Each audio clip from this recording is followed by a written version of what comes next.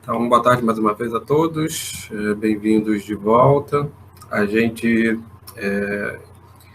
viu no último encontro como é que a Diotima definiu aquilo que ela entende ser a essência, digamos assim, desse desejo que move o Eros, e a gente viu em que medida esse desejo está ele é de certa forma, determinado pela finalidade da geração na beleza. Essa foi a grande tese que a gente viu a Diotima defender no encontro passado, e ela defende isso baseando-se nos exemplos, tanto dos animais, quando estão no momento de cio, quando também depois que dão origem às suas crias, como é que eles se comportam protegendo essas crias, tudo para tentar caracterizar um certo tipo de comportamento, a princípio não racional, que estaria envolvido no âmbito desse anseio pela imortalidade,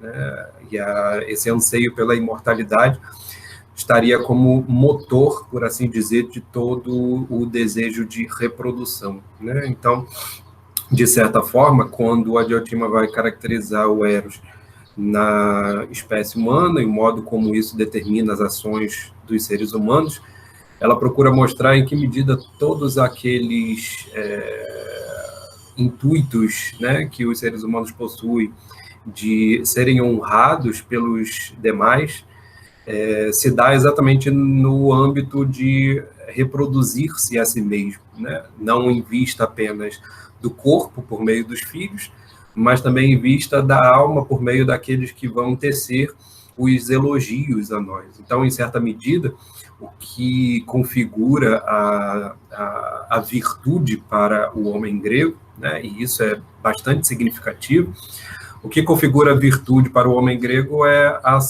essa ideia de ser honrado pelos seus, né, de ser honrado pelos demais, de ter aí, em certa medida, o apreço e o louvor daqueles que vão cantar as nossas boas ações, né, que são os poetas, e, de certa maneira, vão propagar a nossa memória após a morte. Então, em certa medida, falar de imortalidade no âmbito humano é falar, ao mesmo tempo, da procriação que faz gerar filhos e dos belos feitos, né, daquilo que nos move a agirmos de maneira valorosa a ponto de sermos honrados por aqueles que têm como missão conservar a memória dos belos feitos para educar as futuras gerações. Em certa medida, é o desejo, né, de imortalizar a nossa própria vida, a nossa própria existência, a partir do exemplo que se pode deixar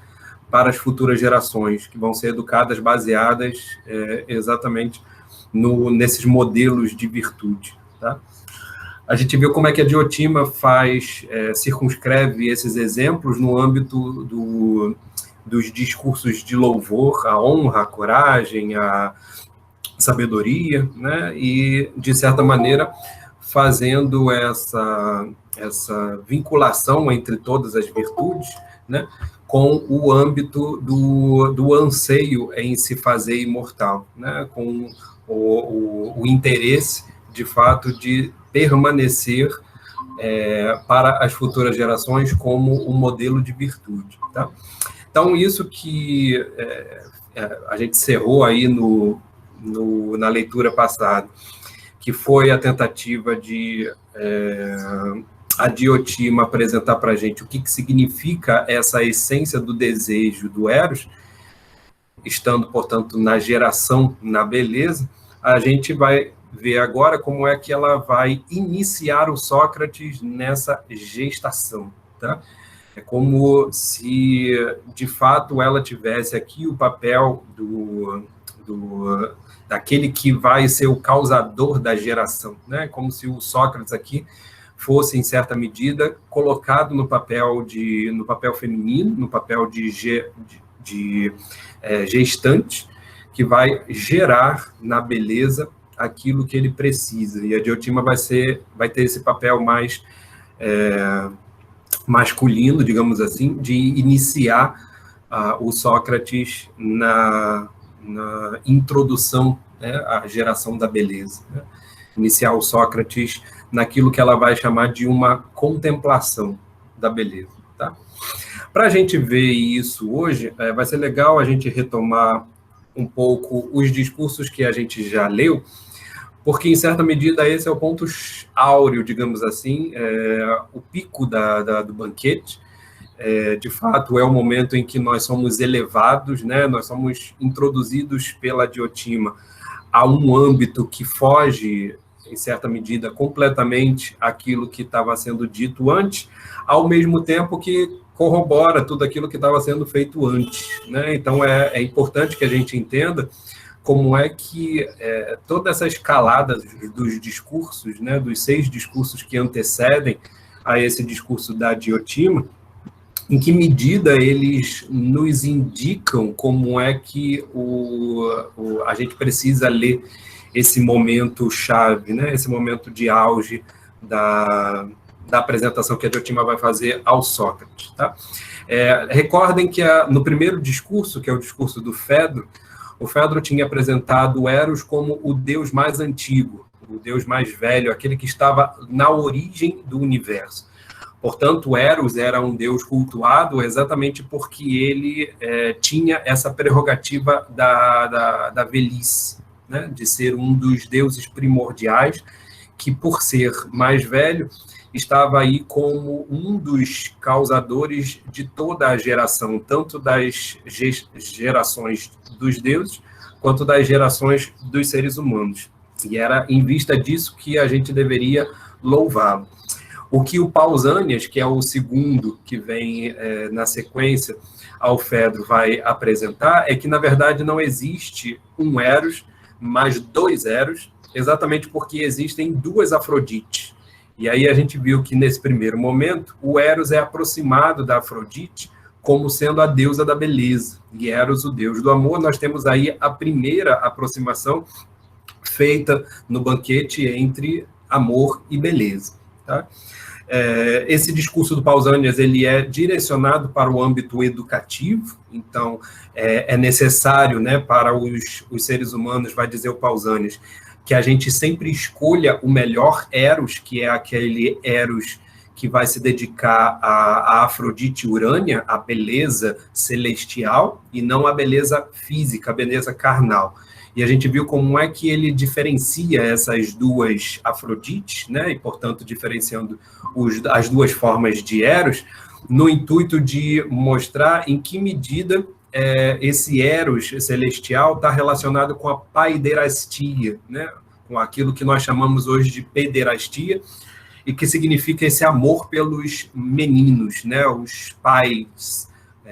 Paiderastas são aqueles que amam os meninos, amam os garotos, amam os mais jovens, os adolescentes. Tá? Então, para o Pausanias, a forma mais elevada, digamos assim, de amor, estava exatamente nesse tipo de amor dedicado aos mais jovens. Tá? Então, ele faz essa diferenciação entre 2 tipos de amor para situar um amor mais popular e um amor mais elevado. Tá? O Erexímaco, que vem em seguida, ele compra essa tese da divisão dos 2 amores, mas para mostrar que um amor, na verdade, é saúde e o outro amor é doença.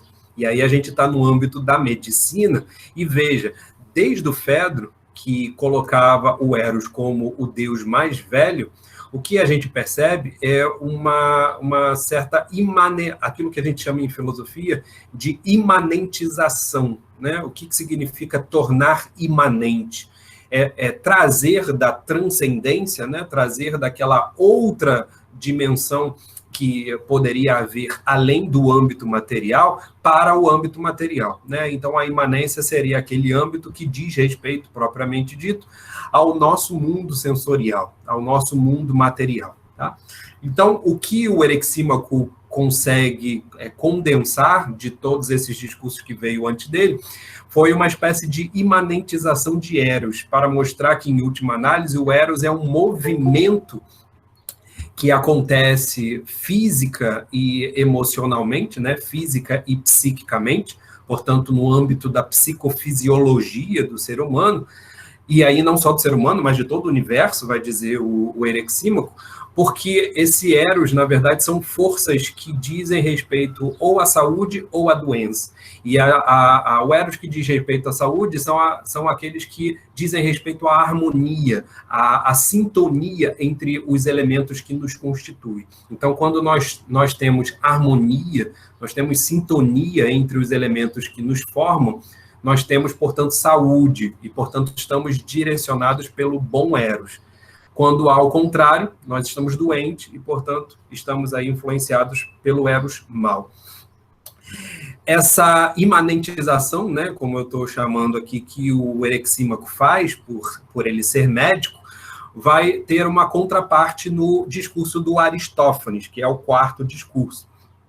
E o Aristófanes, o que ele faz? Ele faz uma espécie de mitologia para descrever essa imanentização do Eros, ou seja, dado os dois Eros que o Erexímaco tinha apresentado em termos de uma união em direção à harmonia, o Aristófanes vai tecer um mito longamente para fazer uma espécie de genealogia do Eros, a fim de mostrar como é que esse Eros, dado aí de maneira imanente pelo Erexímaco, ele tem uma origem divina, né? E aí, portanto, uma origem mítica, tá? Diferente já daquilo que o Fedro tinha colocado, porque o Fedro estava tomando o que a tradição religiosa já apresentava. O Aristófanes, baseado naquilo que o Erexímaco tinha apresentado em relação ao Eros como saúde e doença, ele cria um mito, ele forja o seu próprio mito. Ele ali se faz um mitólogo, né, para poder mostrar em que medida esse mito que ele está criando justifica uma espécie de genealogia divina desse Eros, até então presente ali nos discursos, tá? Então, em certa medida, por isso que a gente não encontra, né, o mito de Aristófanes como sendo um mito comum na mitologia grega de um modo geral, porque ele é criado pelo Aristófanes naquele momento, certo? Dessa mitologia que o Aristófanes nos apresenta para poder mostrar a sintonia, né, dada pelo Erexímaco como uma saúde e, portanto, como o motor para a felicidade dos seres humanos, né? O Erexímaco coloca a saúde nesse âmbito. O Aristófanes vai dizer, a gente só é feliz pela sintonia porque, na verdade, nós nascemos...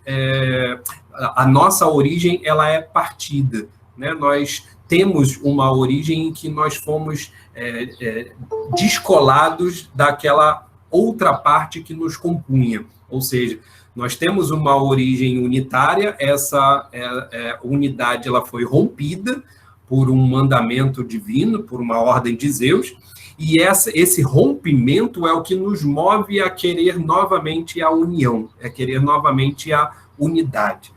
Tá legal? Então, no mito, o Aristófanes consegue explicar por qual razão aquilo que o Erexímaco tinha dito que era o nosso movimento em direção à saúde para obter a felicidade, a gente consegue isso em vista exatamente de uma espécie de condenação divina, porque algo nos falta, é que nós vamos atrás, é que nós vamos em busca de, tá? O quinto discurso, que é o discurso do Agatão, ele nos mostrou como é que esse Eros, na verdade, que estava sendo pintado por todos os outros discursos até ele, estava incorrendo num erro gravíssimo, que era o erro de a gente entender o Eros descolado da nossa própria experiência, né, da nossa própria condição pessoal. E o que o Agatão vai fazer é mostrar em que medida, para descrever a ação de Eros e, portanto, falar da sua origem, da sua natureza, é preciso que eu me comprometa com a minha própria imagem para eu poder mostrar como é que esse Eros atua. E aí é que vai aparecer a imagem de o Eros jovem, belo e poeta. Tá?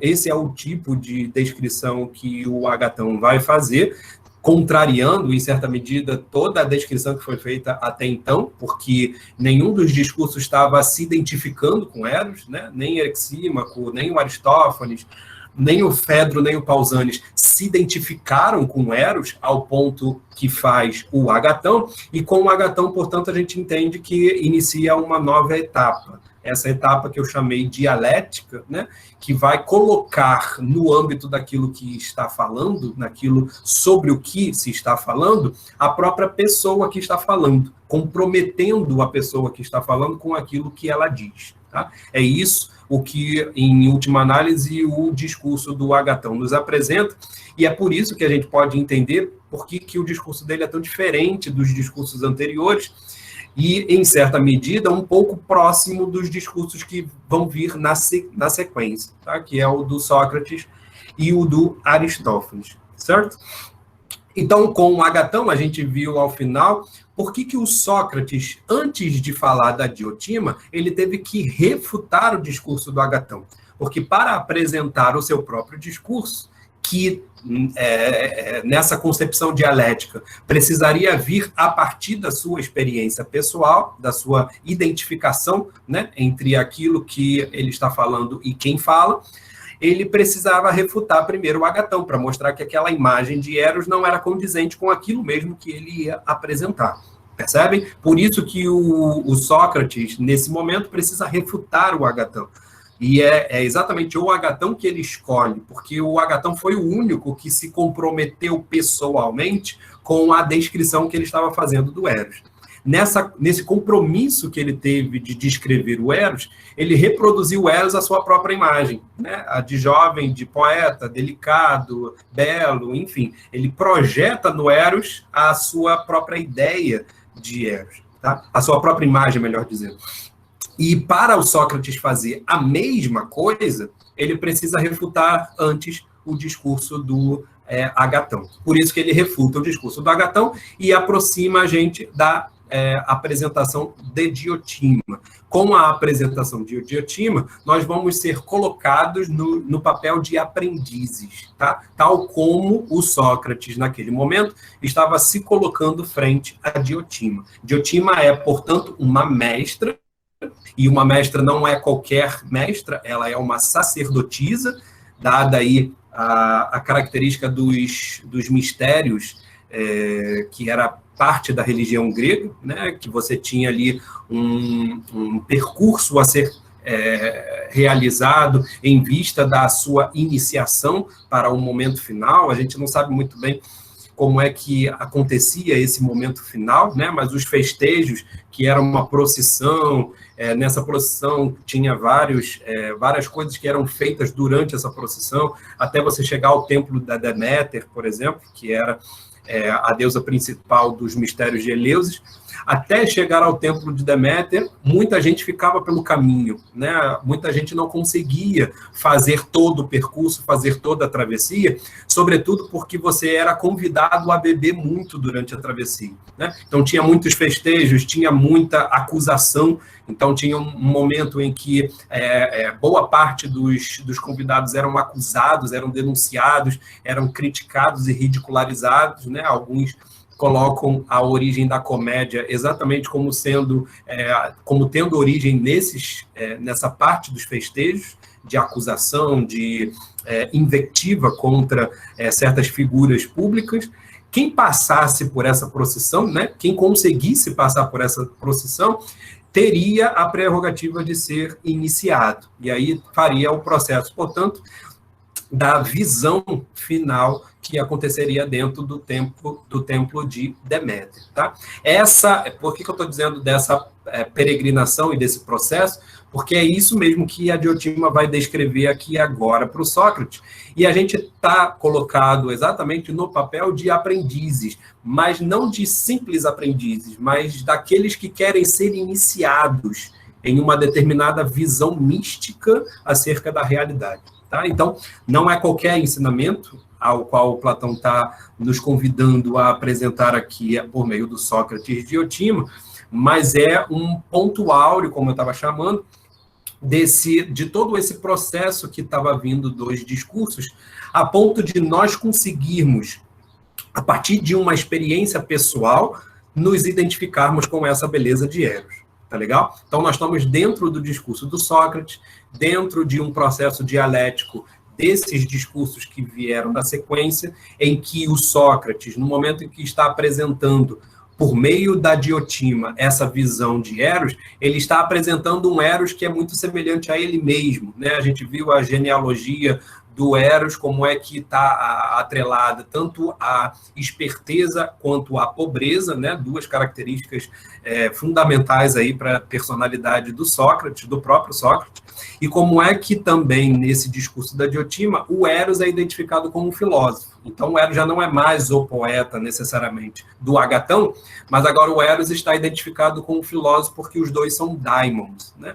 E a gente não pode aí esquecer que o próprio Sócrates era conhecido por ter um daimon pessoal. Tá? Então, tudo nessa descrição, ao que parece, está nos convidando, primeiro, a ter uma certa uma percepção acerca do Sócrates como identificando nessa fala que ele faz de Diotima e de Eros, a sua própria imagem do Eros, né? Ou seja, é um Eros que é parte de uma experiência pessoal de amor.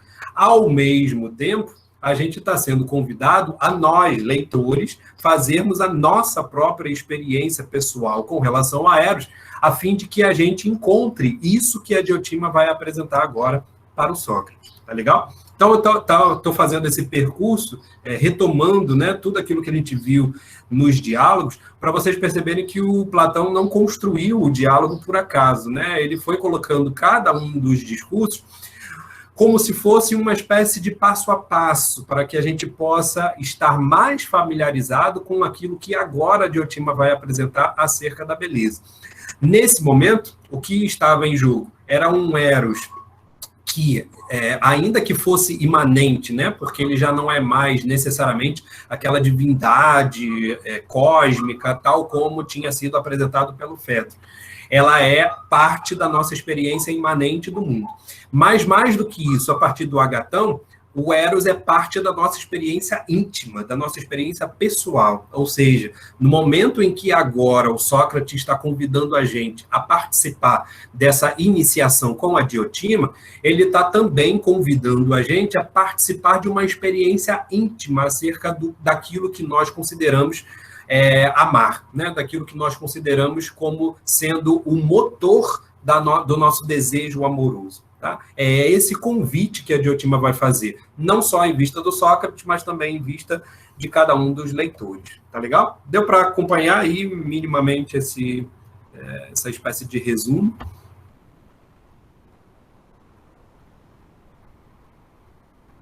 Boa tarde a todos que chegaram depois.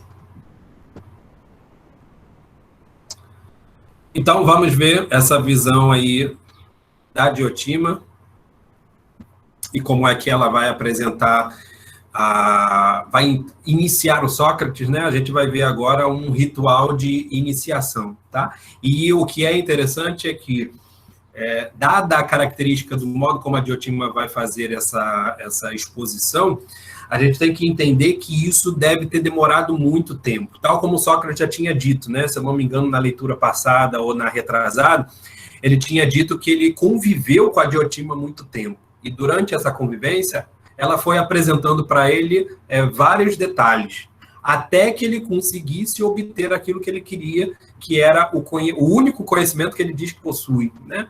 O conhecimento sobre ta erotica, sobre as coisas do amor. Então, vamos ver como é que ele obtém, né, esse conhecimento acerca das coisas do amor. Nós estamos aí em 210A, tá? Começando a ler agora a parte inicial dessa visão mística, digamos assim, dos mistérios do amor. Diz, então, a Diotima: a esta altura, Sócrates, dos mistérios do amor, tu também, de certo, poderias ser iniciado. Porém, no que constitui o último degrau, o da contemplação, a que tendem todos os anteriores, não sei se tens ou não capacidade. Veja que é interessante aqui como ela ainda não deu necessariamente quais são as etapas para a contemplação. Ela está pressupondo, em certa medida, que essas etapas já foram mais ou menos colocadas, tanto pelo discurso que ela teve com o próprio Sócrates, né, que a gente foi vendo, como é que ela foi construindo essa imagem do Eros como desejo de estar na posse da beleza, de estar na posse das coisas boas eternamente, para podermos nos imortalizar nessa geração, né? Toda essa caracterização, mas também os discursos anteriores do próprio banquete. Por quê? Porque o Sócrates conecta o seu discurso com os discursos anteriores, principalmente com o discurso do Agatão.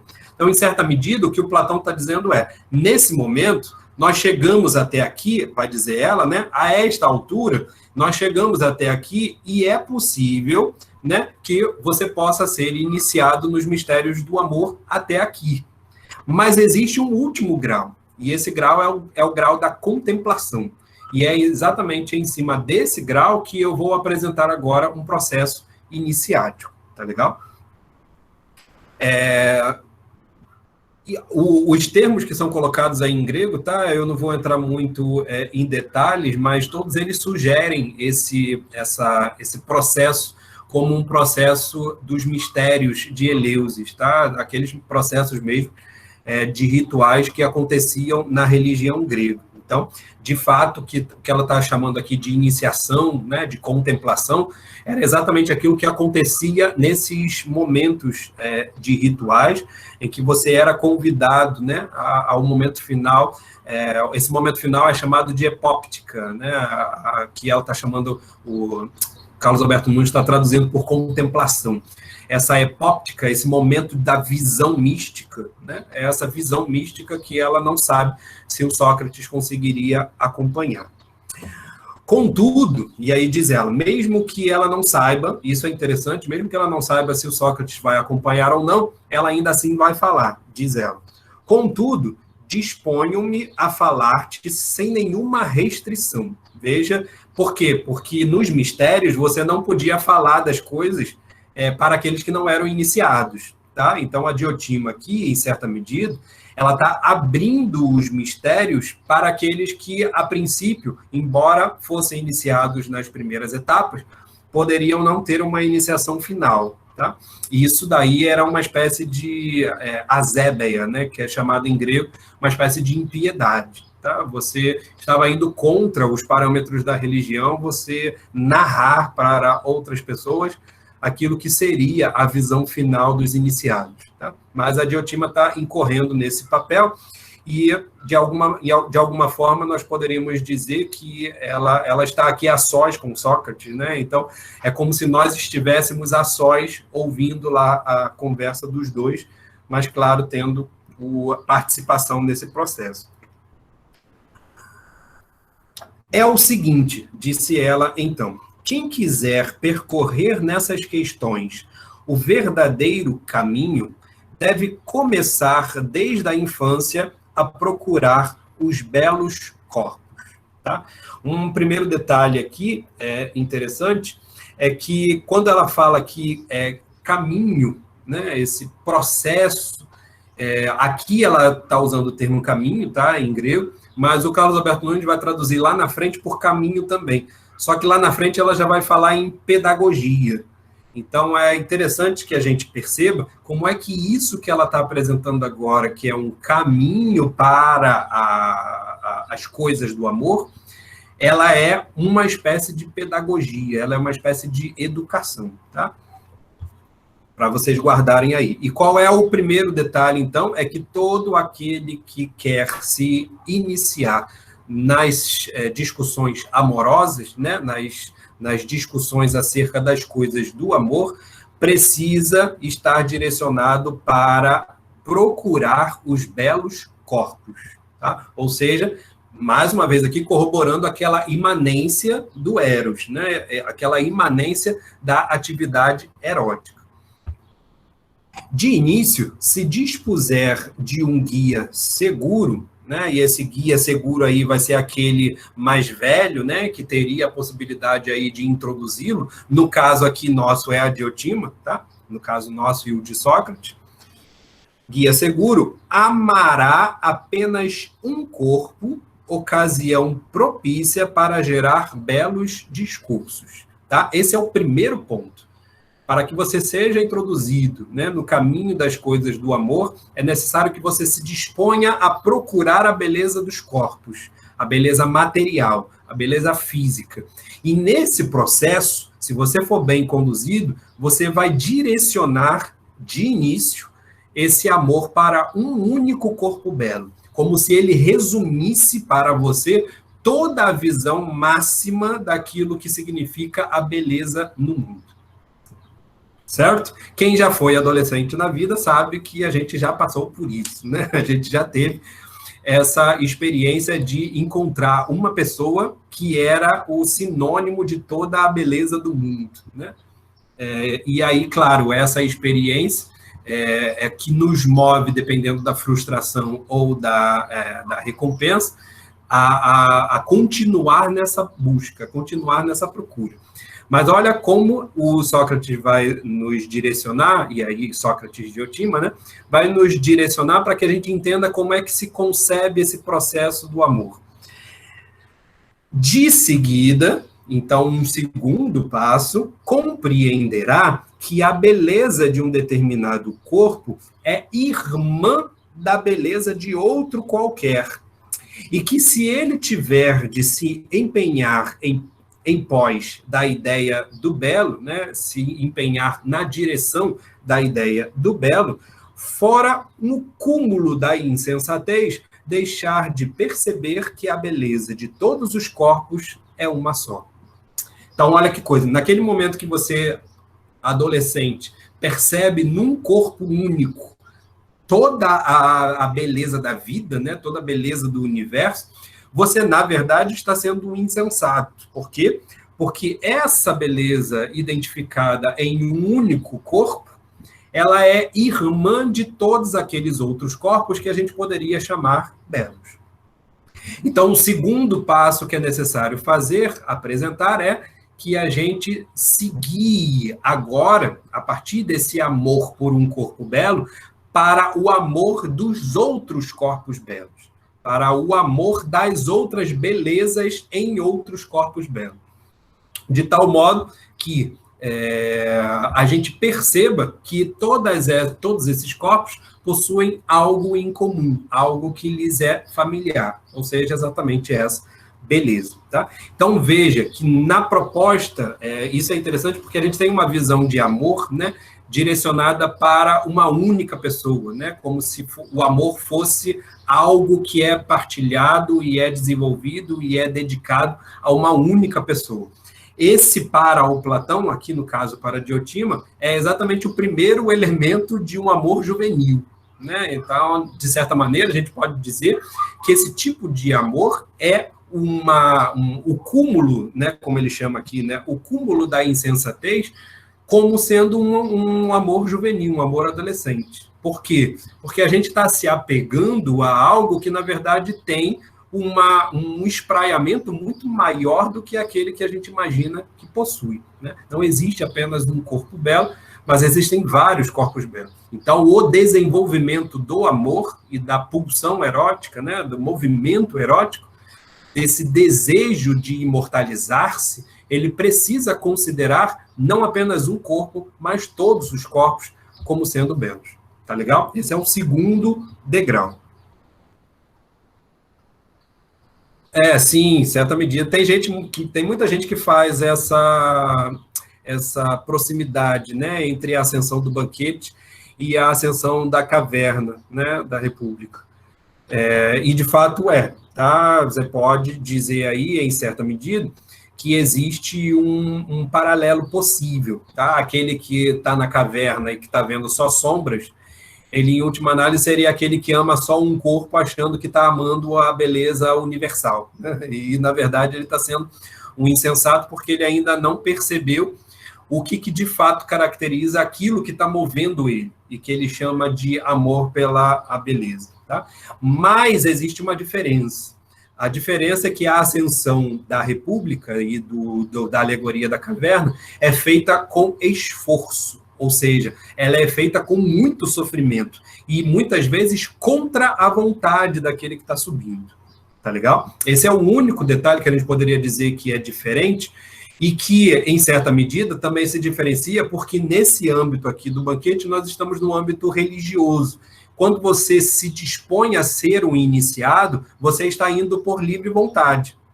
Então, é diferente de um ambiente do ambiente da caverna, porque no ambiente da caverna você está muito acostumado com as sombras, você, por acaso, é libertado e, por acaso, você é forçado a sair, né, a fazer todo o movimento de ascensão. Então, lá existe uma espécie de movimento externo a você, que te faz com que você seja obrigado a sair da caverna. Nesse caso aqui da Diotima, você escolhe, se dispõe a se colocar como um iniciado dessa ascensão. E aí, claro, existe, dada inclusive, né, a característica de ser uma descrição ascensional de um erotismo, dado também em vista do prazer. Né? A gente poderia dizer que as duas escaladas, embora sejam semelhantes, elas são dicotômicas, porque uma é dolorosa e a outra é prazerosa, em última análise. Tá legal? É como se a gente tivesse que perceber essa dicotomia, inclusive com um tipo de sensação que a gente vai sentir no momento dessa ascensão. Tá? O banquete é aquele momento que o Platão vai mostrar para a gente que fazer filosofia é o maior prazer. Né? Não tem nada daquele sofrimento do que existe na República. Né? Na República você tem um sofrimento muito grande. No caso aqui do banquete, o que a gente está sendo convidado a pensar é que fazer filosofia, de fato, é o maior dos prazeres, certo?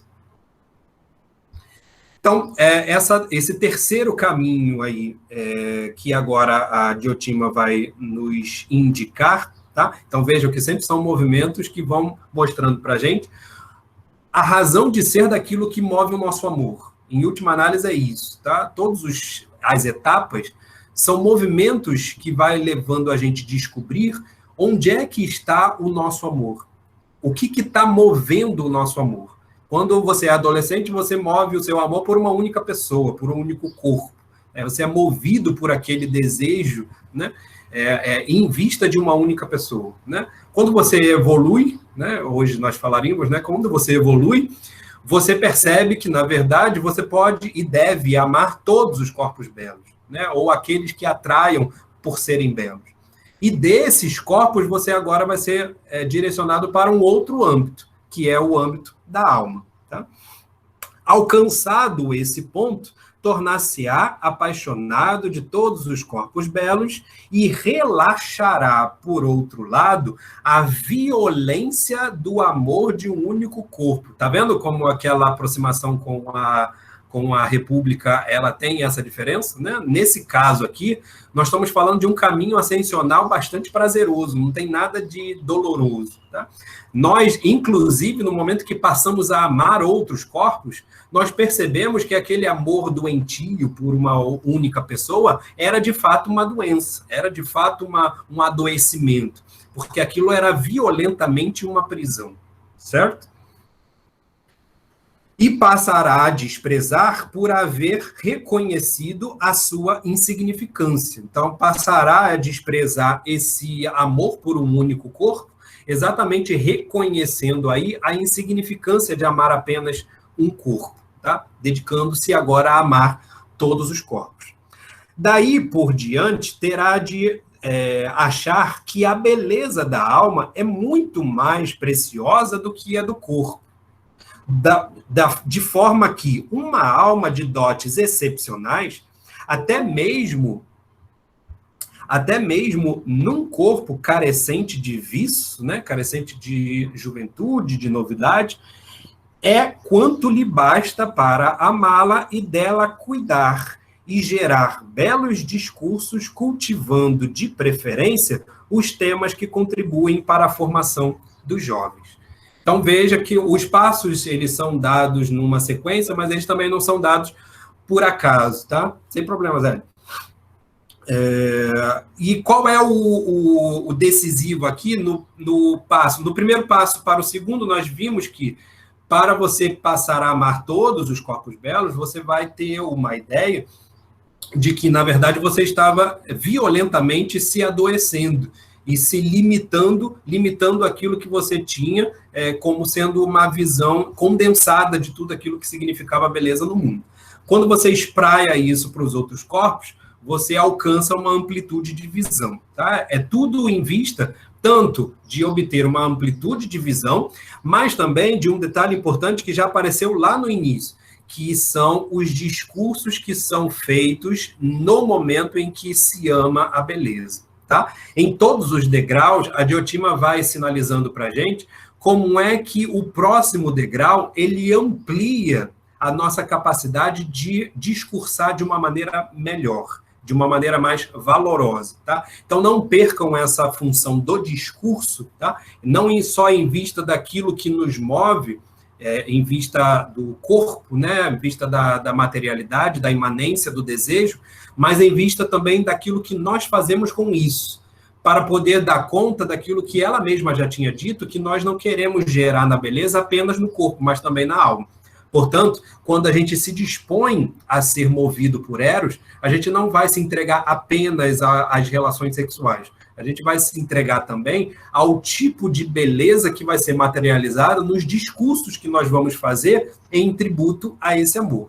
Percebe? Então, sempre está relacionado às duas coisas. E essa é uma dicotomia muito interessante na própria cultura grega. Sempre relacionar palavra e ação. Sempre os atos e as palavras, eles são sempre complementares nessa nossa dinâmica estrutural do ser humano. Tá? O ser humano ele é determinado, ele é condicionado por essa dinâmica entre ato e palavra. Certo?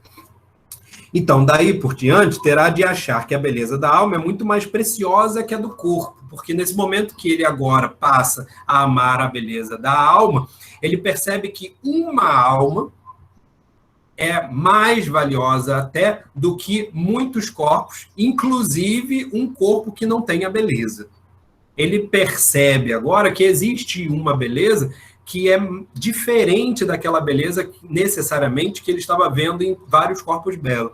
Ele percebe agora que uma alma que seja bela em si mesma, ela tem uma qualidade que parece ser maior e mais importante do que a beleza vista em vários corpos belos. E essa maior qualidade diz respeito sempre a quê? A uma maior amplitude de visão e a uma maior influência para a produção de belos discursos, tá? Sempre relacionando essas duas coisas. Por que o amor da alma, a beleza na alma, ele move a gente para discursos mais belos? Porque eles são direcionados para a educação.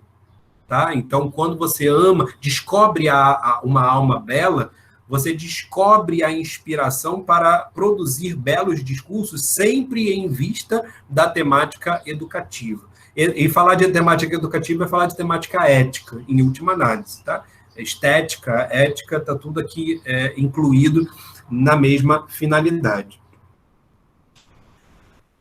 Gerar belos discursos, cultivando de preferência os temas que contribuem para a formação dos jovens.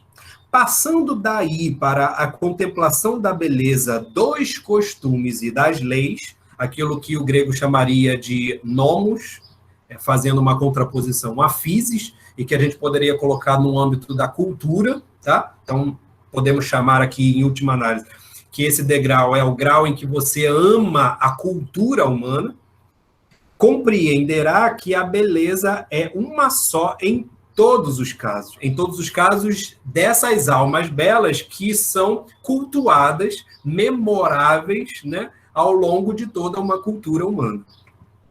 Legal? Compreenderá que a beleza é uma só em todos os casos, para concluir, afinal, pelo nenhum valor da beleza corpórea. Aí o Carlos Alberto Nunes, ele pesa a mão um pouco na tradução, tá? Porque não é nenhuma em grego. O grego vai usar o termo mikros, né? Quer dizer pequeno. Então, é como se, nesse momento, nós comparássemos a beleza da cultura em vista da beleza dos corpos, como sendo a beleza dos corpos bem menor, bem inferior. Tá? Não é que não tem nenhum valor, mas ela teve o valor necessário para nos conduzir a uma beleza superior. Tá? Dos costumes passará para o estudo das ciências, a fim de contemplar também sua beleza muito própria, e abrangendo assim, num único relance de olhos, o âmbito tão vasto da beleza. Não se deixará aprender servilmente a beleza de um único objeto, a de um adolescente, por exemplo, de alguma pessoa ou ocupação isolada, a maneira de escravo, sem préstimos e de poucas falas. Porém, voltado para o vasto oceano da beleza e dominando-o com a vista, gerará belos e magníficos discursos com que brotarão pensamentos em barda, né, pensamentos de sobra, de seu inesgotável amor à sabedoria. Aí, na verdade, amor à sabedoria é filosofia. Até que, robustecido e aperfeiçoado, alcance o conhecimento único do belo que passarei a relatar-te. Então, veja que desse penúltimo passo, né, degrau que a gente falou, dos costumes, que é a cultura, a gente percebe que no âmbito cultural existe um conjunto de produções que são ainda mais dignos de louvor do que toda a cultura, que é o âmbito das ciências, né? E ciência aqui não é só a ciência empírica, tá? Daquilo que a gente entenderia hoje como sendo a ciência empírica, mas ciência como conhecimento, é o que a Diotima está apresentando aqui. Então, o conhecimento seria um âmbito ainda superior em relação à cultura, e, portanto, em relação àquilo que nós devemos ainda produzir os mais belos discursos possíveis. Então, veja, da escalada de um corpo único belo, a gente passa para vários corpos belos, para depois descobrir a beleza da alma, e da beleza da alma a gente descobre que existem várias almas belas no âmbito da cultura, e dessa cultura existem produções que são ainda mais belas, que são o conhecimento. Do conhecimento é que a gente parte para o último degrau, que é ver a beleza em si mesmo. Certo? Eu queria só sinalizar para vocês aí como é que ela caracteriza esse momento último, né, da visão do conhecimento. No momento em que nós alcançamos a visão de que a ciência, né, ela tem esse maior grau de beleza e, portanto, maior influência no nosso ímpeto, no nosso desejo amoroso, parece que é uma coisa que falta aí muito no Brasil atual, né, esse amor pela ciência, mas enfim. O que ela indica é que nesse momento que nós contemplamos o conhecimento como sendo mais valoroso do que todos esses tipos de beleza que vieram anteriores, a gente percebe um vasto oceano. Veja que sempre está em função aqui o âmbito da visão, tá? Por quê? Porque ela está jogando com a ideia visionária do místico, né? A gente está numa iniciação mística, e na iniciação mística você é levado a uma visão, a uma descoberta, né? Que você vai ter, e essa visão é interna, não é pelo olho o olho material, mas é pelo olho da mente. E essa visão interna, ela se amplia ainda mais no âmbito em que você chega a valorar a beleza do conhecimento, certo? Então, nesse momento, você amplia a sua visão e você deixa de se comportar como se fosse escravo de adolescente, tá? Lembra daquele primeiro amor? O primeiro amor por um corpo, né? Pela beleza de um corpo. Esse era um tipo de amor adolescente. Então, ao que parece, nesse momento em que nós alcançamos a beleza do conhecimento, nós deixamos, inclusive, de ser como adolescentes, né? E de ser, inclusive, amantes de adolescentes nesse sentido mais pueril, de amar apenas um belo corpo, como se ele condensasse toda a beleza universal. Tá? Então, os termos que ele vai usando aqui são muito interessantes porque vão determinando essa ideia mesmo de uma prisão, tá? De uma maneira, né, como ele diz aqui, ó, a maneira de escravo sem empréstimo, né? Doulos, aparece aqui paidario, né, que é o adolescente, tá? Então, toda essa ideia mesmo, uma coisa interessante é que aparece aqui o termo daquele terceiro tipo de amor que deriva da língua grega, que é o ágape, né? Aparece aqui o agapon. O agapon, nesse momento, parece ser alguma coisa como uma espécie de cordialidade no trato, tá? No momento de relação. Mas o ágape, ele vai ter um outro sentido mais para frente, tá? Mais para frente na cultura grega, né? Não necessariamente aqui. O grego não entendia muito o amor como circunscrito a essa visão do ágape, não. O ágape tem a ver com essa maneira de tratar o outro, tá? Essa maneira mais afetuosa de você tratar o outro. Dado esses degraus todos, o que a gente vai ver agora é o degrau final, que é a visão da beleza por ela mesma, tá? Continua a Diotima. Agora, presta a máxima atenção ao que vou dizer. Então, esse é o momento de prestar, sobretudo, a atenção daquilo que a gente estava lendo até agora.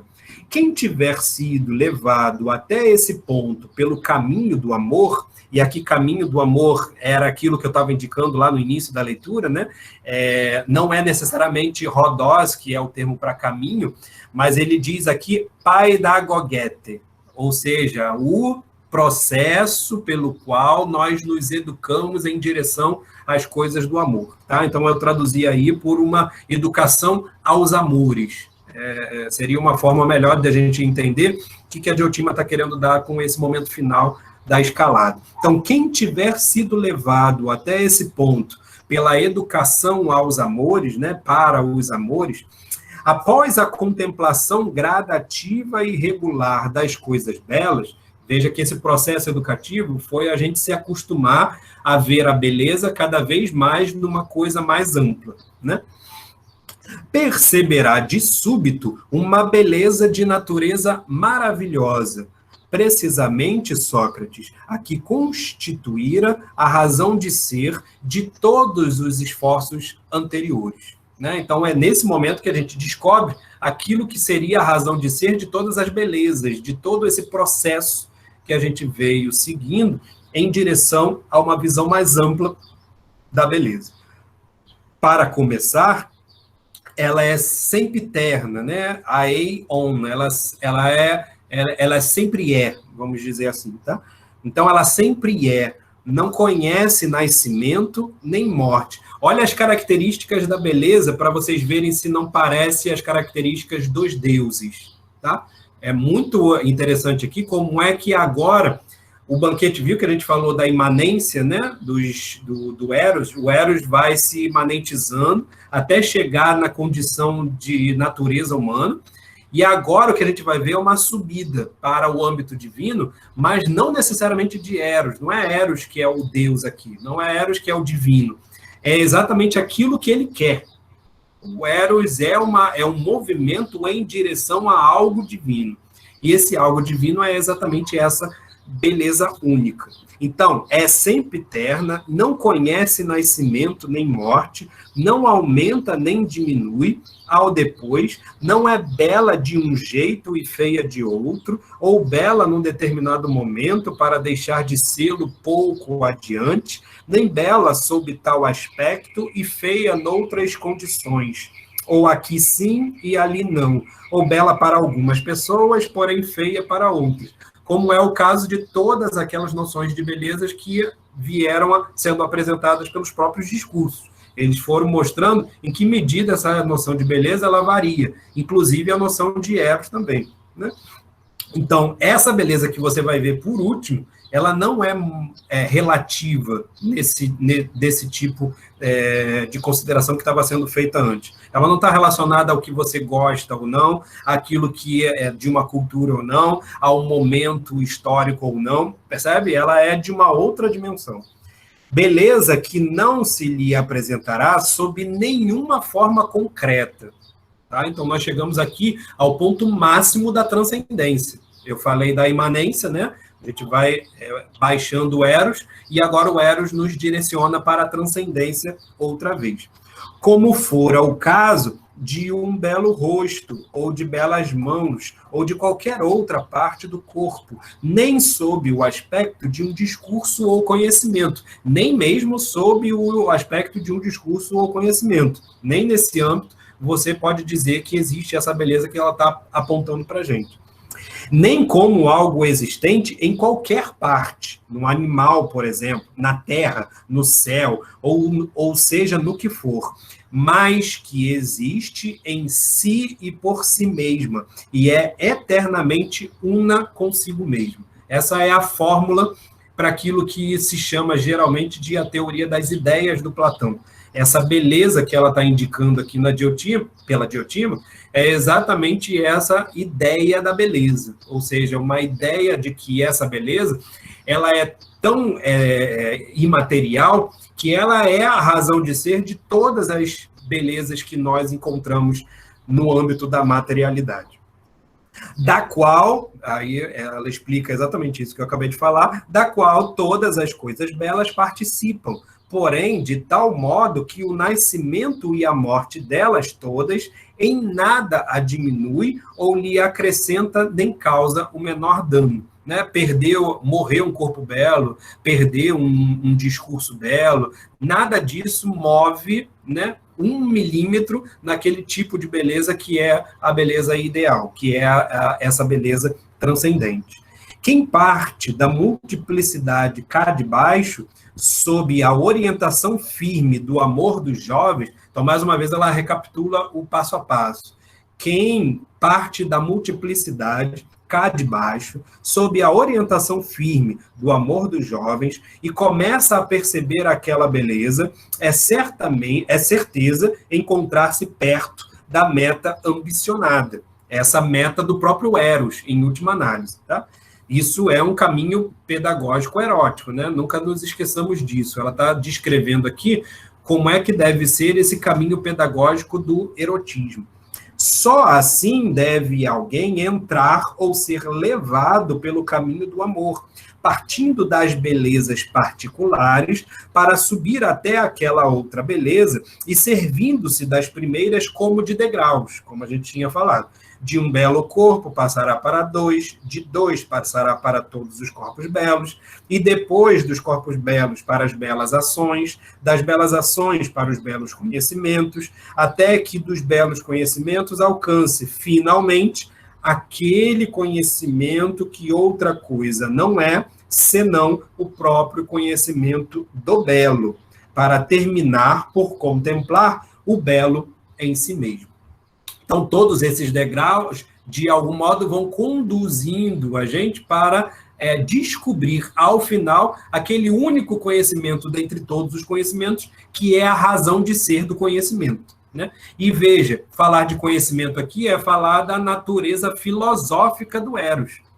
Porque o Eros está se encaminhando para essa visão da beleza como sendo um filósofo. Né? Ele é um daimon, ele está aí em direção à sabedoria, em direção a obter o conhecimento. Essa direção dele em direção ao conhecimento só se concretiza no momento em que ele obtém essa visão, que é o conhecimento final acerca daquilo que é a razão de ser de todos os conhecimentos. Tá legal? É, de fato, uma descrição metafísica, né? Não só religiosa, mas é uma descrição que a gente chama em filosofia de metafísica da beleza, para ele mostrar o que a Diotima está mostrando em última análise, é que a gente não pode circunscrever essas belezas terrenas e materiais como sendo por si mesmas desejáveis. Elas são desejáveis à medida que nos apontam para essa última beleza, que é a razão de ser de todas elas, de todas essas belezas corpóreas. E aí ela conclui com uma frase que eu acho lapidar, inclusive para a própria filosofia que o Sócrates nos apresenta. Ela diz: só nesta altura da existência, né, em grego, é só nesse momento da vida, né, em tauta tubio, só nesse momento, nesse instante da vida, só dentro desse momento da vida, meu caro Sócrates, falou a forasteira de Mantineia, e em mais parte alguma é que para o homem vale a pena viver. O Sócrates já tinha dito na Apologia que uma vida não refletida não merece ser vivida. Em última análise, a vida refletida é exatamente a vida na direção das coisas belas. E uma direção das coisas belas que faz com que a gente veja a beleza em si mesmo. Tá? Basicamente era isso que a Diotima está tentando apontar aqui, quando ela diz que é essa a vida que vale a pena ser vivida para o homem. Na contemplação da beleza em si mesma, ela arremata. Se, em algum tempo, a vires, ela te parecerá muito diferente do ouro, das vestes e dos belos meninos e adolescentes, cuja vista presentemente tanto te arrebata, a ti e a muitos outros, a ponto de não verdes vossos bem-amados e ficardes, se fosse possível, eternamente presos a eles. Essa característica é muito interessante, tá? Com aquilo que ela está apresentando para a gente, que é essa pedagogia erótica. Com essa pedagogia erótica, a gente passa a não estar preso àquilo que o eros carnal nos provoca. O eros carnal tem essa ideia, ou o eros da sexualidade, vista em termos de sexualidade, ele tenta nos direcionar para um único belo corpo como sendo o reduto, o resumo daquilo tudo que ele anseia, daquilo tudo que ele deseja. E esse gerar no belo, que na verdade é a essência do amor, ele deve direcionar a gente para compreender o que é a beleza em si mesmo. O que é que nós estamos, de fato, amando nesse corpo belo, naquele outro corpo belo, num discurso tal, numa ação tal. Quando a gente vai percebendo que todas essas coisas têm em comum uma determinada natureza que faz com que elas sejam belas para nós, essa beleza é que, de fato, deve ser perseguida. É exatamente esse ponto em comum a todas essas coisas que nós tomamos como belas, é que, de fato, deve conduzir a nossa visão e a nossa educação também, em vista dela. Tá? Que ideia faríamos, continuou, da aventura de quem se elevasse até essa visão do belo em si mesmo, simples, puro e sem mistura, e contemplasse não a beleza maculada pela carne, por cores e mil outras futilidades perecíveis, porém, a beleza divina em si mesma, sob sua forma inconfundível. Então, ela aqui não se resume a um corpo, não se resume a uma alma, não se resume a um discurso. Ela se resume a si mesma. Ela está sendo considerada em si mesma por ela mesma. Tá? Considerarias, prosseguiu, banal a vida de quem olhasse nessa direção e contemplasse a beleza com o órgão apropriado, o espírito, e se pusesse em comunicação com ela? Não compreendes, acrescentou, que é somente nesse estado, quando contempla o belo com o órgão que o deixa visível, tá? E aí não é necessariamente a visão corpórea, física, mas a visão intelectual, intelectiva, que ele fica em condições de gerar, porém, não simulacros da virtude, não imagens da virtude, porque o seu olhar não pousa em simulacros, como eu estava tentando responder para Duda, com relação à alegoria da caverna. A alegoria da caverna, os prisioneiros estão presos vendo simulacros, eles veem sombras das coisas que existem de fato. Tá? Essa sombra é o que guia as ações daquelas pessoas na caverna. Da mesma maneira, aquele que saiu, que consegue contemplar a beleza em si mesmo, ele já não contempla simulacros. Ele já não está vendo que um único corpo belo equivale a toda a beleza do mundo. Pelo contrário, é pueril achar que um corpo belo condensa a toda a beleza do mundo. Muito pelo contrário, ele direciona-se para encontrar exatamente aquilo que move todas essas coisas serem consideradas como belas. exatamente considerar aquilo que é, de fato, o conhecimento da beleza nela mesma, daquilo que constitui as coisas como belas. Ora, quem gera e alimenta a verdadeira virtude, tá? Verdadeira aí mesmo no termo, né? Aletheia, que ele está sinalizando, a Diotima está sinalizando, alimenta a verdadeira virtude, é que merece ser querido pelos deuses. Querido aí é teofilei, né? É ser amigo dos deuses, é ter essa amizade dos deuses. Não ser amigo dos deuses, mas ter a amizade dos deuses. E se for dado ao homem ficar imortal, torna-se imortal ele também. Então, olha que interessante, nesse momento, ela condensou todo o ensinamento dela para mostrar o seguinte: se o amor é o desejo de sempre estar na posse do belo, em vista de gerar nessa beleza para a imortalidade, ele só alcança, né, o ser humano só alcança essa imortalidade quando ele começa a passar das coisas que são ditas belas para considerar a beleza por si mesmo. E é nessa visão da beleza por si mesmo que ele encontra não apenas toda a justificativa para o seu próprio movimento erótico, mas também a finalidade para a pedagogia que ele precisa fazer em termos de uma vida dedicada ao que é o melhor para o ser humano. Uma vida dedicada, né? Uma vida que vale a pena ser vivida, uma vida que é dedicada àquilo que nos torna melhores, aquilo que faz de nós dignos de nossa humanidade, está exatamente direcionada para esse âmbito, para considerarmos a beleza nela mesma como sendo a razão de ser de todas as coisas que nos atraem, de todas as coisas que são consideradas pelo nosso desejo erótico como sendo belas.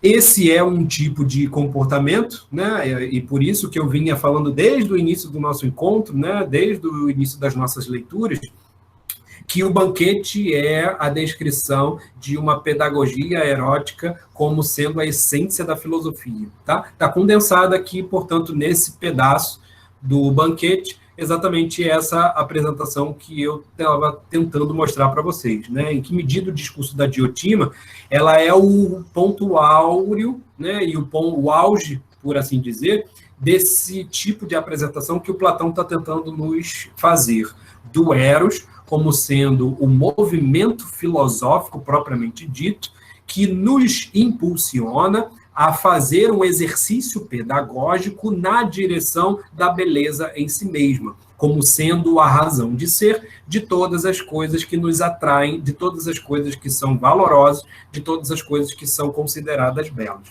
Esse exercício no âmbito da educação em direção à beleza, ela acaba sendo uma visão mística, semelhante a uma visão mística, em que nós descobrimos internamente, né, aletheia, né, descobrir, nós descobrimos a verdade acerca da beleza, que ela é eterna, que ela não muda e que ela é a razão de ser de todas as coisas que são ditas belas e a razão de ser do nosso próprio movimento em direção à imortalidade. Tranquilo, gente? Fechamos aí o discurso da Diotima. Que acharam? Discurso de Diotima é Sócrates, né? Os dois juntos. Fala aí, Sérgio.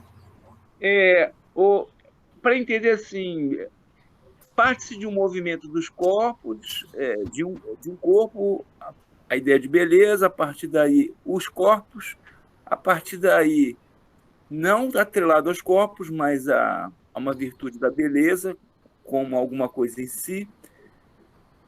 Esse movimento, né, do Eros visa essa beleza em si mesmo, mas, nesse sentido, essa beleza em si mesmo seria o quê? O conhecimento. Você falou da ciência, não no sentido atual, mas na ciência como a busca de um conhecimento. Sim. Esse movimento do em si, da beleza em si, é o que? É contemplação, é um movimento de contemplação para um conhecimento do absoluto, para um conhecimento do que seja a verdade. Um conhecimento metafísico, né? A gente poderia chamar aí dentro da filosofia. Isso, né? Essa beleza, essa contemplação da beleza é um movimento para o conhecimento. de um conhecimento universal, o que seria a beleza em si? Sim. É interessante. Fala. Pode falar. É interessante porque ela diferencia, né, inclusive, o tipo de conhecimento que a gente vai valorar sobre os costumes, né? Você tem o degrau dos costumes, e aí depois tem o degrau da beleza, da ciência, né? E acima do degrau da ciência e do conhecimento, você tem essa visão da beleza. Então, a visão da beleza não necessariamente é um conhecimento nesse sentido, né? Que a gente entende conhecimento, por exemplo, 2 mais 2 igual a 4, enfim. A grande questão é o que é esse tipo de visão, tá? A gente, na filosofia, diria que esse tipo de conhecimento é uma intelecção. O que é uma intelecção? É uma visão interna que você tem de alguma coisa que é por si evidente, tá? Então, é como se você estivesse fazendo uma espécie de exercício reflexivo, a ponto de que em algum momento, né, algum momento da vida a gente já teve essa sensação, né? Você está tentando compreender alguma coisa, ou então alguém está explicando algumas coisas, de repente dá um estalo e você diz, agora sim, agora eu entendi. Né? Esse agora eu entendi é como se internamente você tivesse visto plenamente o que está em jogo ali naquele discurso que está sendo apresentado. Percebe? Isso a gente chama em filosofia de intelecção, tá? Essa visão interna, digamos assim, que nos esclarece, que coloca para a gente as coisas de uma maneira tão clara que é inegável em última análise. E isso seria a definição própria também de verdade, como uma espécie de descoberta. Né? Eu falei para vocês que a aletheia, né, com esse termo grego para verdade, ela é uma espécie de descoberta. Você revela, né? Tira aquilo que estava ocultando para poder trazer à tona, para fazer aparecer. Então, esse tipo de reflexão que dá origem à visão da beleza é, de fato, uma visão intelectiva, porque, no final das contas, o que você percebe é que esse tipo de beleza, ela, de fato, é a justificativa para todas as coisas que nós dizemos serem belas. Mas, mais do que isso, ela é o movimento em direção ao qual o nosso comportamento erótico ele não se sacia. Percebe? O que, em última análise, a Diotima esclarece com relação à beleza em si mesma, é para mostrar que o Eros ele é insaciável se ele não for direcionado para a beleza em si mesmo. Porque sempre a gente vai substituindo belezas, a gente sempre vai substituindo finalidades. A única finalidade que é insubstituível, porque ela é a última, né?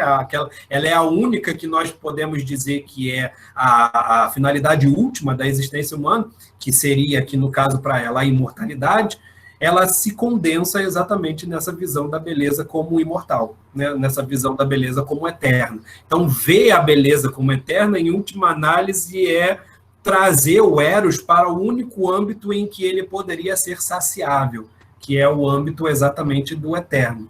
E aí o eterno é o quê? É fora da materialidade, ele está fora do tempo. Né? E aí, claro, ele deixa de ser Eros também. É por isso que você fica sendo filósofo e não erosófos. Né? Você não é um ser que se dirige eroticamente à filosofia no sentido do Eros carnal. Você se dirige por meio do Eros para realizar uma filosofia, para ser um amigo dos deuses. Né? Mas nesse aspecto, então, esse movimento ele tem um fim ou ele é infinito e é inalcançável?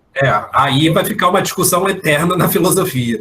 O Platão e o Aristóteles talvez dissessem que sim, que existe a possibilidade de você obter esse conhecimento último. O próprio Sócrates, a gente tem dúvidas, né, se de fato ele defendia isso. E é por isso, né, que uma das escolas que vão ser ditas inspiradas no Sócrates é a escola dos céticos, né, que não acreditam que de fato seja possível obter esse tipo de conhecimento e até mais, né, qualquer tipo de conhecimento também. Mas com relação ao Sócrates a gente teria dúvidas, né? Nesse movimento, eu estou fazendo aqui uma analogia grosseira com o conceito de sublimação na psicanálise, em que Aham. você sai do aspecto pulsional bruto e no aspecto da vida você descarrega, vamos dizer, essa vontade de saber em cima não de uma coisa bruta, em cima da pura sexualidade, mas a partir de um encontro de objetos em que você constrói um conhecimento. Pode-se pensar nesse aspecto como se esse movimento do Eros fosse um aspecto de sublimação, ou seja, você vai descobrindo as belezas de um mundo que sai de fora de si e passa a construir um conhecimento, uma verdade materializada no mundo a partir desse movimento, da saída de uma coisa bruta, material, e passa a ir para o mundo da cultura. Quer dizer, tem algum sentido você pensar de uma forma aí nesse sentimento do ego, do movimento? Dá para fazer essa proximidade, né? Talvez a Ellen e a Vanessa falassem melhor sobre isso, mas eu acho que alguma proximidade tem sim, porque em certa medida esses degraus, né, eles vão te tirando daquela fixidez que você tem acerca de uma beleza que te conhece, né?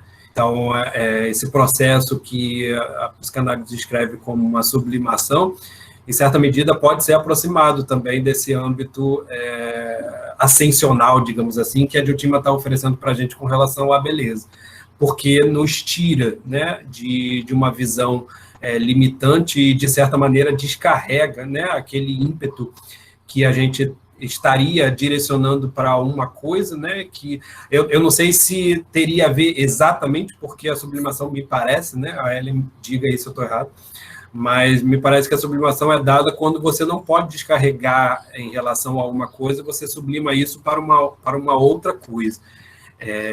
Não parece ser o caso, porque os degraus eles se desenvolvem exatamente quando você não tem impedimentos, né? Você usufrui daquele degrau, e aí, usufruindo daquele degrau, você percebe que ele te leva para um outro degrau, para um outro nível. E aí, nesse outro nível, você usufrui, e aí você... Então, seria uma espécie de sublimação, mas não com o caráter impeditivo que geraria a sublimação no âmbito da psicanálise, tá? Porque não existe essa moralidade no intuito de dizer que você não deve seguir os degraus, né? Na verdade, você tem que usufruir dos degraus, porque só tendo amado um único corpo belo de uma maneira intensamente é que você vai entender essa ascensão para os outros corpos belos, para a alma bela, enfim. É preciso passar por esses degraus, né? Então, só nesse âmbito que eu acho que se diferencia mesmo. Certo. Tranquilo? Rose, você quer falar? Professor, depois dessa abordagem toda que foi feita lá na Diotima, que ela descreveu bem, na qual a gente viu aí na leitura. Então, como a gente tinha falado, acho, em 3 encontros anteriores, a gente pode se dizer, então, que de fato ela existiu, ou que esses fatos todos descritos aí, de fato, foi algo que o Sócrates conseguiu dialogar e levar bem, assim, ele consigo mesmo. Não temos condições de chegar a uma conclusão ainda. Pode ser as duas coisas ainda, percebe? Assim, acendeu assim a luzinha, né, que eu anoto, né, que é a parte mais importante, eu pensei, eu lembrei que na aula passada o professor falou, né, isso, eu pensei, lendo assim, escutando, né, ele falasse, fazendo a Parece leitura, que ele né? teve esse ensinamento mesmo, né? Isso, dá para dar a minha conclusão, né, dá para entender, não, que de fato ela existiu porque é tão perfeito, né, o modo desse diálogo aí, que de fato não dá para dizer assim, não, é só uma pessoa que inventou ali, que, digamos assim, né, se for concluir que de fato ela não existiu e que é ele mesmo dialogando com ele mesmo, é aquele negócio assim, muito bem feito. Uhum. Não, por acaso estamos lendo Platão, né? Que é esse literato fantástico, coloca para a gente a personalidade dessas pessoas como se elas estivessem vivas, falando com a gente, né? Isso, uma sacada assim, muito boa, que ele conseguiu fazer muito excelente, muito Mas bem. veja que interessante, as mesmas 3 dúvidas que eu tinha me referido à Diotima, elas de algum modo podem permanecer, tá? Ou seja, a primeira dúvida é de que a Diotima é uma personagem fictícia, o Sócrates, o Platão aqui, né, em última análise, inventou para poder fazer um diálogo do Sócrates com ele mesmo. Isso é possível, por quê? Porque o Platão vai dizer que a filosofia é esse diálogo também, né? Esse diálogo consigo mesmo. E nessa reflexão é possível você encontrar aí essa visão da beleza em si. Então, o Sócrates poderia estar descrevendo por uma espécie de desdobramento, né, dele mesmo e através de uma personagem feminina, como é que foi o processo de reflexão dele descobrindo a beleza. Poderia ser. Poderia ser a Diotima mesma como uma personagem existente, uma sacerdotisa que, de fato, o ensinou. E isso é possível porque a gente tem notícias de que o Sócrates teve alguns mestres. Inclusive, a possibilidade de essa Diotima ser, e aí é o terceiro caso, a caracterização que o Platão faz, mas colocando o nome de uma outra personagem, porque, na verdade, não seria a Diotima, que teria ensinado para o Sócrates, mas teria sido a Aspásia, que foi uma personagem que, de fato, existiu, histórica, que foi aí a segunda esposa do Péricles, que ensinou muita coisa para o Péricles também, e que parece, a gente tem aí atestado pelos outros socráticos, que parece que o Sócrates recebeu lições da Aspásia. Então, ao que parece, a gente pode dizer que o Sócrates teve uma mestra, e essa mestra poderia ser a Aspásia, mas no caso aí do banquete, o Platão substituiu a Aspásia por uma personagem fictícia. Então, todas essas possibilidades são possibilidades, né? A gente não sabe exatamente quais são elas. O que me parece é que, de fato, elas apontam para um tipo, e isso que é o mais interessante, elas apontam para um tipo de descrição do que seria a filosofia socrática. E esse, para mim, é o ponto principal. Não importando exatamente se a Diotima existiu ou não, o que importa é a gente perceber que o tipo de realização filosófica que o Sócrates apresenta nesse diálogo é uma pedagogia erótica na direção da beleza eternizada, né? Dessa beleza que justificaria todas as belezas materiais, todas as belezas enquanto atrações do nosso desejo, para que ele, por meio disso, nos oriente em vista de como nós devemos orientar a nossa vida, de como nós devemos seguir em direção a essa beleza, né? Qual é o passo a passo que a filosofia nos oferece enquanto um passo a passo pedagógico, para que a gente possa melhor conduzir o nosso erotismo em direção àquilo que realmente é valoroso para a vida humana. Então, me parece que esse é o tipo de descrição, e o que é mais interessante é que, colocando a Diotima enquanto uma sacerdotisa e mulher, ele aponta para um tipo de reflexão da filosofia enquanto muito próximo da atividade gerativa que as mulheres são capazes de fazer, ao mesmo tempo que nos aponta para um tipo de consideração do processo e da finalidade no âmbito também religioso, aproximando a filosofia para esse outro âmbito do conhecimento místico, né, dos mistérios da religião grega, de um modo que nos convida a fazer uma reflexão aí de como é que esse processo pedagógico, ele, em última análise, pode ser também entendido como um processo catequético, né? Não no sentido de nos mostrar os dogmas de uma determinada religião, mas no sentido de nos direcionar para uma visão mística final, que seria, de fato, esse conhecimento da beleza. Tá? Então, aproximando a filosofia do feminino e do sacerdócio, a gente tem aí uma visão bem sugestiva daquilo que a filosofia seria aos olhos do Sócrates, e que é exatamente aquilo que a Alcibíades vai descrever na sequência. Né? A gente vai ver como é que, na sequência, o Alcibíades invade a cena, invade a festa, e aparece com todo o seu glamour para fazer o elogio de Sócrates. Tá? E a gente vai ver de que maneira fazer o elogio de Sócrates é, de fato, fazer o elogio de Eros. E aí é que reúne-se, né, na pessoa do filósofo, e aí na pessoa mesmo, a pessoa de Sócrates, o tipo de caracterização do Eros que estava sendo feito até agora. Tá? Mas isso a gente vê na semana que vem, com, finalmente, o último discurso, que é o discurso do Alcibiades. Tá legal, pessoal? Ficamos por aqui? Certo. Então, até semana que vem para todos, e não percam o Alcibiades. Tchau. No final de tarde. Tchau, tchau, gente.